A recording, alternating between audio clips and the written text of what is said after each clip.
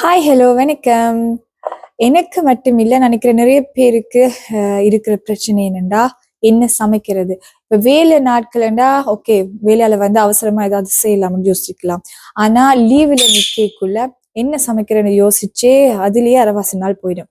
ஆனா, இன்னைக்கு சரி, அப்படி யோசிச்சு நான் செய்ய போறது வந்து, திருக்க மீன் குழம்பு. திருக்க வந்து எங்களுக்கு ரீசெண்டா கிடைச்சது. அது தோல் உரிச்ச திருக்க. ஸோ அதுதான் இன்னைக்கு நான் செய்ய போறேன். அதோட வெண்டைக்காய் குழம்பு, கேரட் சாம்பல். ஸோ சிம்பிளா முடிக்கிறதா இருக்கிறேன். நான் சில நேரம் திருக்க மீன் வந்து எவ்வளவு வருதுன்னு பார்த்து பொரிக்கிறதுக்கு இருக்கிறேன். So stay tuned.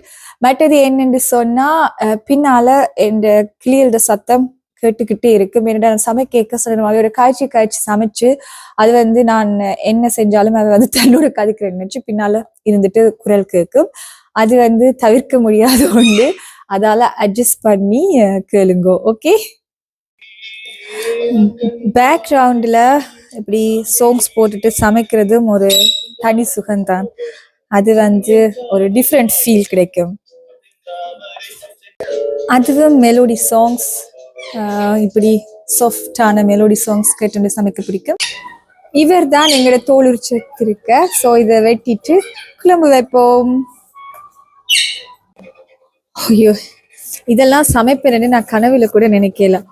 ஒரு காலத்துல எப்படி இருந்துனா தெரியுமா அப்படின்னு சொல்ற அளவுக்கு கிச்சன் என்றாலே என்னன்னு தெரியாம இருந்தனால் இப்போ ஓடுறது, பறக்கிறது, ஊறுறது எல்லாம் சமைக்கிற நிலைமைக்கு வந்தாச்சு. எல்லாம் இப்படித்தான் வாழ்க்கை. எங்களோட தோல் உரிச்ச திருக்கைய சின்ன சின்ன துண்டா வெட்டியாச்சு. என்னை கறி வைக்க தொடங்குவோம். நான் வந்து இன்னைக்கு இதயம் நல்லெண்ணெயோட தான் கறி வைக்க போறேன். ஸோ நல்லெண்ணெய் வச்சா திருக்க வந்து சத்து, அதோட நல்லெண்ணெயில செஞ்சா டேஸ்டா இருக்கும். அதால நல்லெண்ணெய் விட்டு செய்ய போறேன்.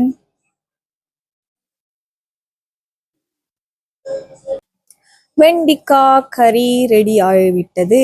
திருக்க மீன் வந்து நான் தாளிச்சு தான் செய்ய போறேன். இதுக்கு கொஞ்சம் கடுகு, கொஞ்சம் பெரும் சீரகம், கொஞ்சம் சின்ன சீரகம், பிறகு நம்மட வெந்தயம் நான் கொஞ்சம் கூட போறேன். நான் அதுக்கு பிறகு வெங்காயம்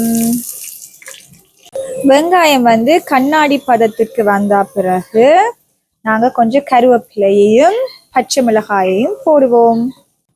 கருவேப்பிலை, பச்சை மிளகாய், இது தாலி கேக்குல வர அந்த ஸ்மெல் இருக்குத்தானே, அது நல்லா இருக்கும். அது முக்கியமா கருவேப்பிலை போட்டு அது தாலி கேக்கு நல்லா இருக்கும். லாஸ்ட் நாட் பட் லீஸ்ட் எங்கட உள்ளி. இதெல்லாம் கொஞ்சம் வதங்கி அந்த உள்ளிட பச்சை வாசனை எல்லாம் போய் ஒரு கோல்டன் ப்ரௌன் கலருக்கு வரைக்குல நாங்க எங்கட திருக்கிய போடுவோம். இங்கால கொஞ்சம் கிரீம்பா திருக்கி எடுத்து வச்சிருக்கிறேன். ஏனென்று சொன்னா சரி பொரிப்பம் என்று. திருக்க மீனை பொரிக்கிறதுக்கு நான் வந்து உள்ளி கொஞ்சம் அரைச்சு எடுத்தேன். ஸோ உள்ளி அரைச்சது, கொஞ்சம் மஞ்சள் தூள், கொஞ்சம் மிளகு சீரகத்தூள், மிளகாத்தூள், பிறகு கொஞ்சம் மல்லித்தூள், இவையோட தேசிக்காய் புளி, முக்கியமான ஒரு ஐட்டம் உப்பு போட்டு எல்லாத்துலயும் படுற மாதிரி பிரட்டி வச்சுட்டு எங்கட கறி ரெடியான பிறகு பொரிப்போம். அப்ப கொஞ்சம் நல்லா ஊறி இருக்கும். இந்த ஸ்டேஜ்ல நாங்க வந்து எங்கட திருக்க மீனை போடுவோம். இதோட மஞ்சள், மற்றது கொஞ்சம் உப்பு, கொஞ்ச நேரம் இதை கிளறி விடுவோம்.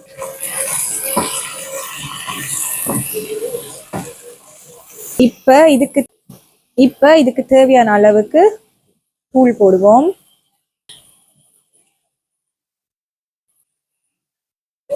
மற்றது கொஞ்சம் மல்லித்தூள், ஒரு டீஸ்பூன் அளவுக்கு மல்லித்தூள் தூள் போட்டு கிளறிட்டு இதோட